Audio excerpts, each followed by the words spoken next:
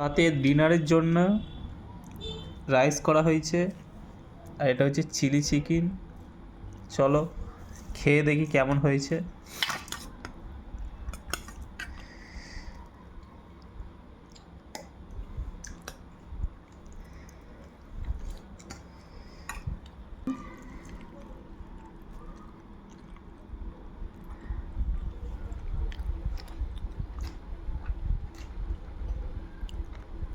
দারুণ হয়েছে, এটা বাড়িতে বানানো।